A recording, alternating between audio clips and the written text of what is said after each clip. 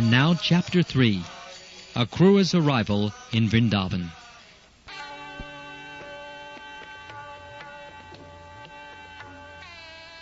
Narad Muni did not mention Krishna's killing Vyomasura, which means that he was killed on the same day as the Keshi demon. The Keshi demon was killed in the early morning, and after that the boys went to tend the cows on Govardhan Hill. And it was there that Vyomasura was killed. Both demons were killed in the morning. Akrura was requested by Kamsa to arrive in Vrindavan by evening. After receiving instruction from Kamsa, Akrura started the next morning by a chariot for Vrindavan. Because Akrura himself was a great devotee of the Lord, while going to Vrindavan, he began to praise the Lord. Devotees are always absorbed in thoughts of Krishna, and Akrura was constantly thinking of Lord Krishna's lotus eyes.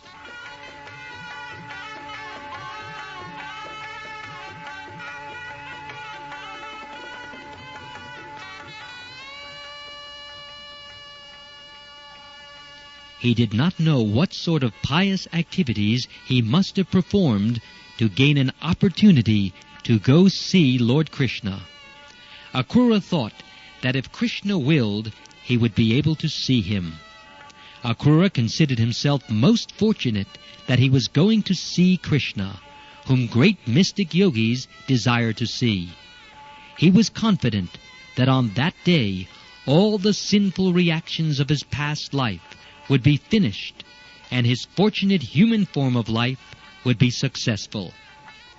Akrura also considered that he was very much favored by Kamsa, who was sending him to bring back Krishna and Balaram, and thus enabling him to see the Lord. Akrura continued to consider that formerly great sages and saintly persons were liberated from the material world simply by seeing the shining nails of the lotus feet of Krishna.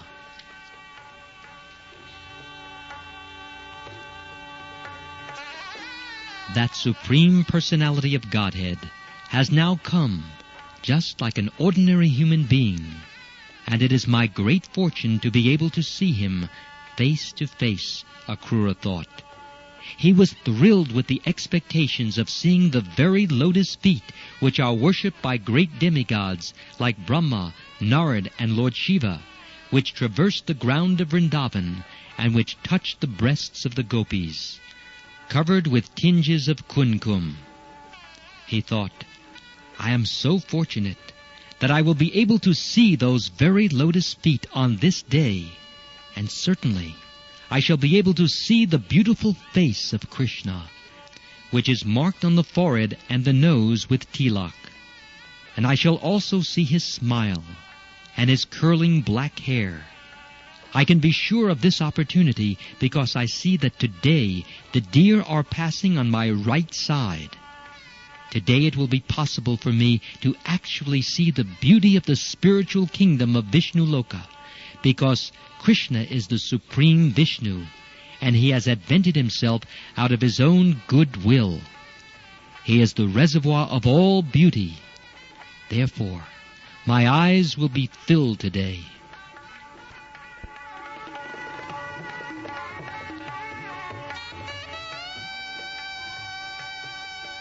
Akrura knew beyond doubt that Lord Krishna is the supreme Vishnu.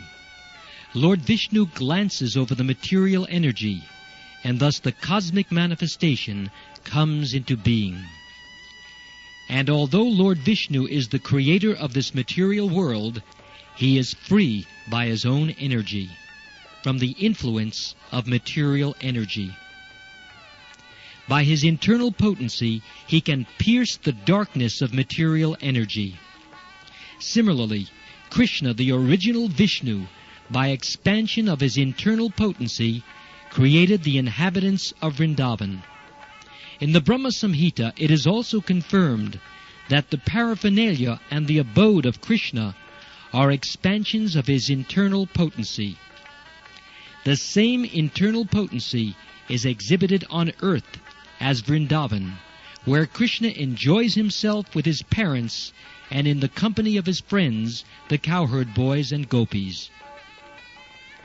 By the statement of Akrura, it is clear that since Krishna is transcendental to the modes of material nature, the inhabitants of Vrindavan who are engaged in loving service to the Lord are also transcendental.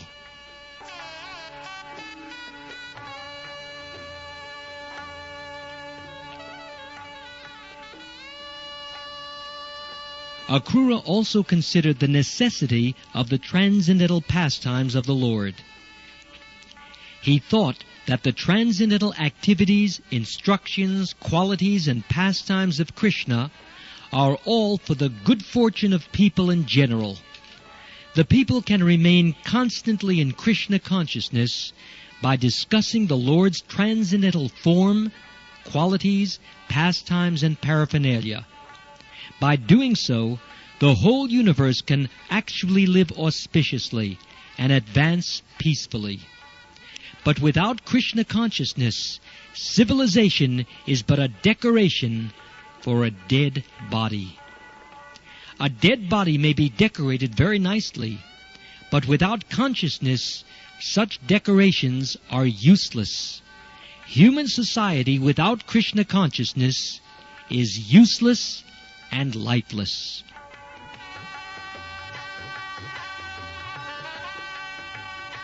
Akrura thought, that Supreme Personality of Godhead, Krishna, has now appeared as one of the descendants of the Yadu dynasty. The principles of religion are his enacted laws. Those who are abiding by such laws are the demigods, and those who are not abiding are demons.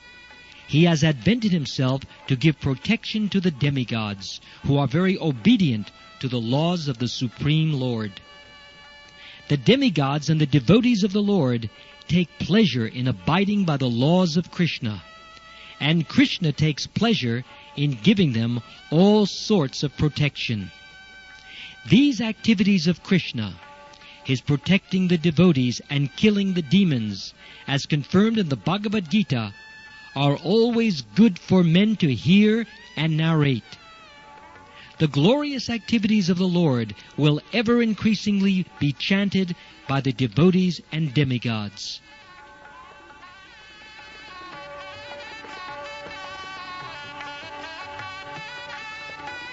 Krishna, the Supreme Personality of Godhead, is the spiritual master of all spiritual masters.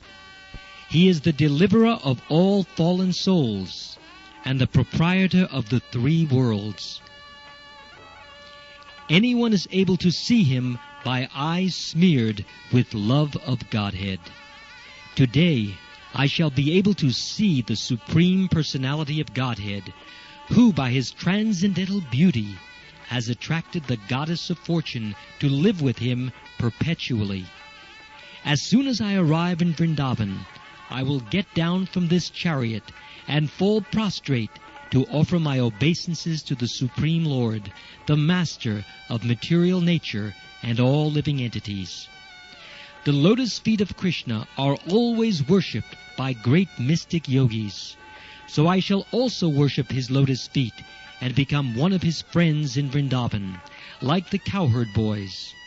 When I bow down before Lord Krishna in that way, certainly he will place his fearless lotus hand on my head. His hand is offered to all conditioned souls who take shelter under his lotus feet.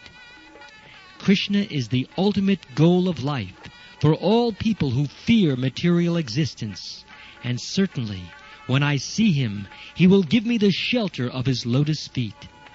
I am aspiring for the touch of his lotus-like hands on my head.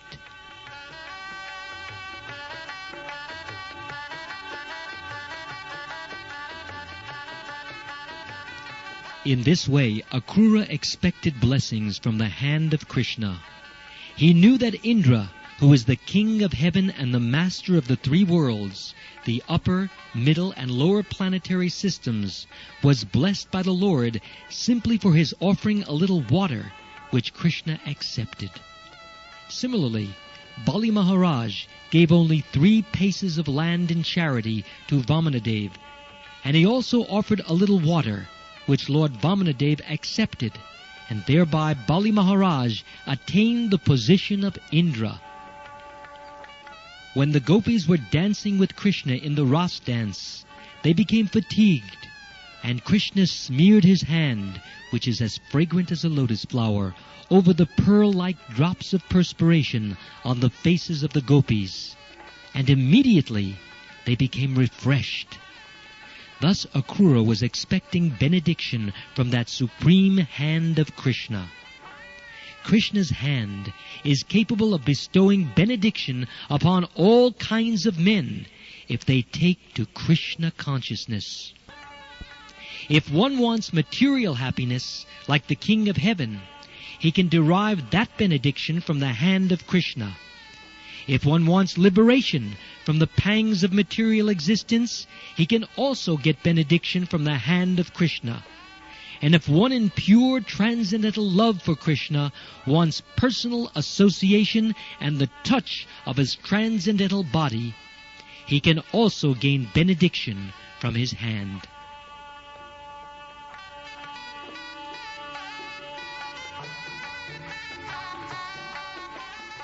Akrura was afraid, however, of being deputed by Kamsa, the enemy of Krishna. He thought, I am going to see Krishna as a messenger of the enemy. At the same time, he thought, Krishna is in everyone's heart as the super soul, so he must know my heart. Although Akrura was trusted by the enemy of Krishna, his heart was clear. He was a pure devotee of Krishna. He risked Kamsa's wrath just to meet Krishna. He was certain that although he was going as a representative of Kamsa, Krishna would not accept him as an enemy. Even though I am on a sinful mission, being deputed by Kamsa, when I approach the Supreme Personality of Godhead, I shall stand before him with all humility and folded hands. Surely he will be pleased with my devotional attitude, and maybe he will smile lovingly and look upon me, and thereby free me from all kinds of sinful reaction. I shall then be on the platform of transcendental bliss and knowledge. Since Krishna knows my heart, certainly when I approach him, he will embrace me. Not only am I one of the members of the Yadu dynasty, but I am an unalloyed, pure devotee. By his merciful embrace, my body, my heart and soul will be completely cleansed of the actions and reactions of my past life. When our bodies touch, I will immediately stand up with folded hands with all humility. Certainly Krishna and Balaram will call me Akrura, uncle, and at that time my whole life will be glorious. Unless one is recognized by the Supreme Personality of Godhead, his life cannot be successful.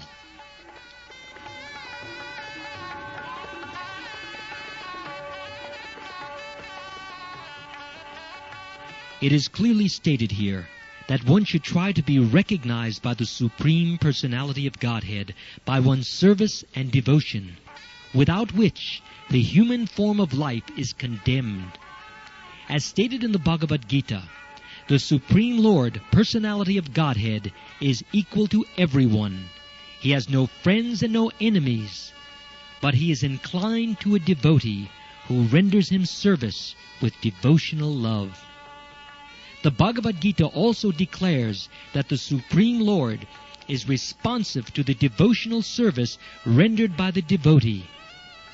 Akrura thought that Krishna was like the desire tree in the heavenly planets, which gives fruit according to the desire of the worshipper.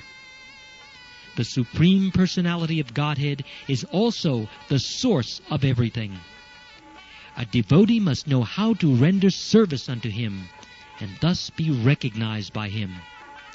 In the Chaitanya Charitamrita, it is therefore explained that one should serve both the spiritual master and Krishna simultaneously, and that way make progress in Krishna consciousness.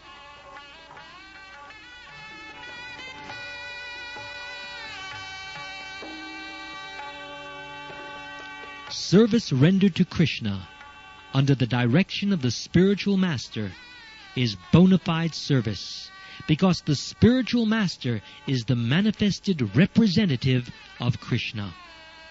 Sri Vishwanath Chakrabarti Thakur says that when one satisfies the spiritual master, he satisfies the Supreme Lord. It is exactly like service in a government office. One has to work under the supervision of the departmental head. If the supervisor of the department is satisfied with the service of a particular person, a promotion and increase in pay will automatically come.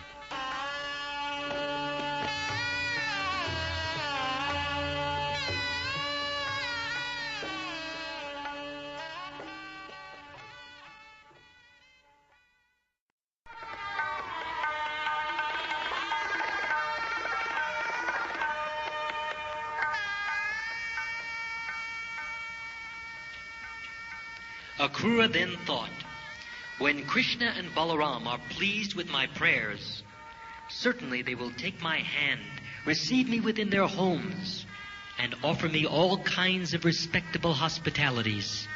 And they will surely ask me of the activities of Kamsa and his friends.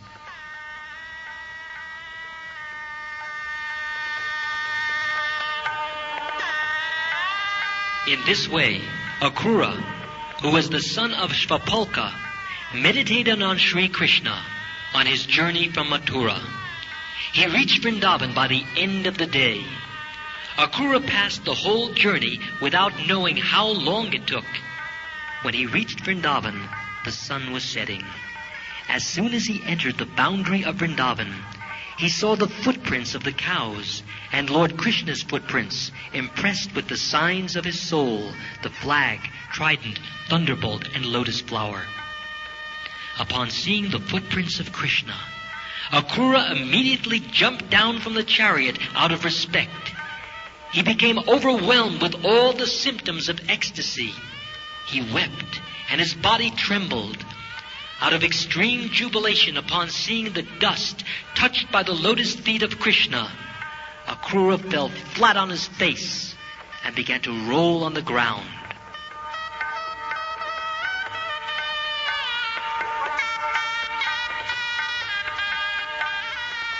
Akrura's journey to Vrindavan is exemplary. One who intends to visit Vrindavan should follow the ideal footsteps of Akrura and always think of the pastimes and activities of the Lord.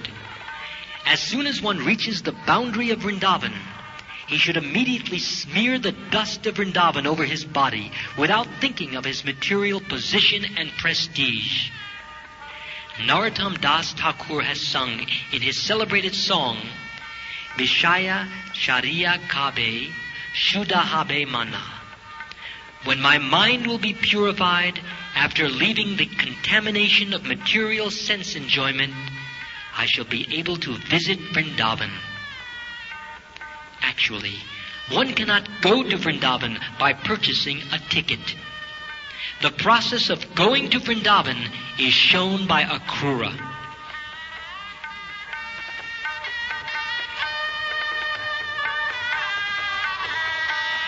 When Akrura entered Vrindavan, he saw Krishna and Balaram engaged in supervising the milking of the cows.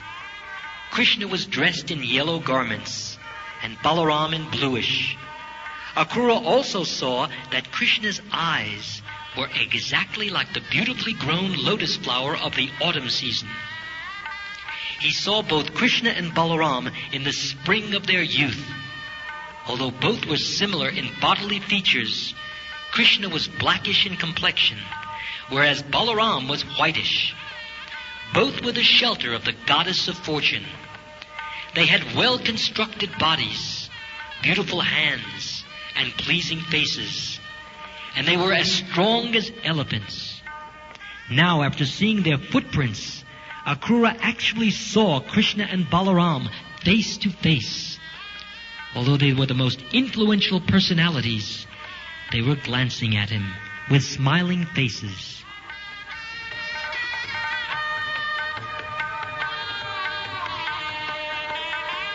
Akrura could understand that both Krishna and Balaram had returned from tending cows in the forest. They had taken their baths and were dressed with fresh clothing and garlanded with flowers and necklaces made of valuable jewels. Their bodies were smeared with the pulp of sandalwood. Akrura greatly appreciated the aroma of flowers and sandalwood and their bodily presence. He considered himself very fortunate to see Krishna, the Supreme Personality of Godhead, and his plenary expansion, Balaram, face to face, for he knew that they were the original personalities of the creation.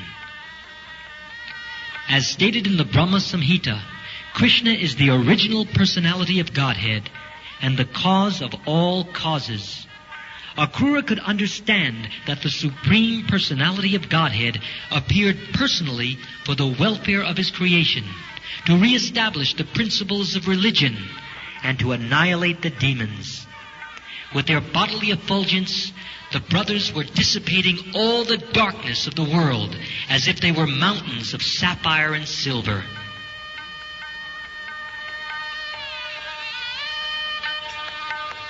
Without hesitating, Akrura immediately got down from his chariot and fell flat, just like a rod, before Krishna and Balaram. Upon touching the lotus feet of the Supreme Personality of Godhead, he became overwhelmed with transcendental bliss. His voice choked up, and he could not speak. Due to Krishna's transcendental presence, incessant torrents of tears fell from his eyes. He remained stunned in ecstasy, as if devoid of all powers to see and speak. Lord Krishna, who is very kind to his devotees, raised Akrura with his hand and embraced him. It appeared that Lord Krishna was very pleased with Akrura. Balaram also embraced Akrura. Taking him by the hand, Krishna and Balaram brought him to their sitting room, where they offered him a very nice sitting place and water for washing his feet. They also worshipped him with suitable presentations of honey and other ingredients.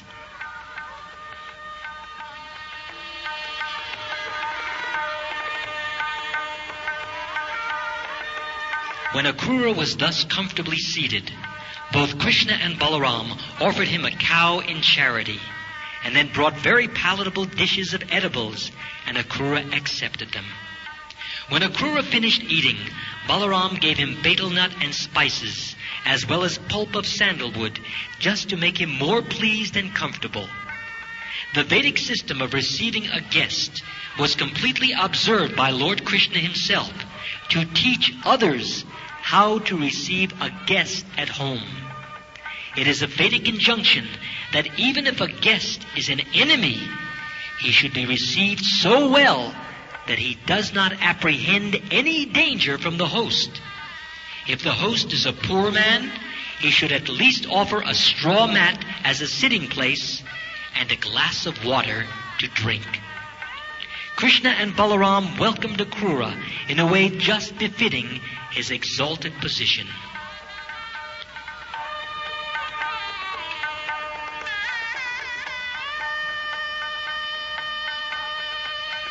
After Akrura was thus properly received and seated, Nanda Maharaj, the foster father of Krishna, said, "My dear Akrura, what shall I inquire from you? I know that you are being protected by Kamsa, who is most cruel and demoniac. His protection is just like the slaughterhouse keeper's protection of animals he will kill in the future. Kamsa is so selfish that he has killed the sons of his own sister. So how can I honestly believe that he is protecting the citizens of Mathura?" This statement is most significant. If the political or executive heads of the state are simply interested in themselves, they can never look after the welfare of the citizens. As Nanda Maharaj spoke to Akrura with pleasing words, Akrura forgot all the fatigue of his day's journey from Mathura to Vrndavana. Thus ends the Bhaktivedanta purport of the second volume, third chapter of Krsna, Akrura's arrival in Vrndavana.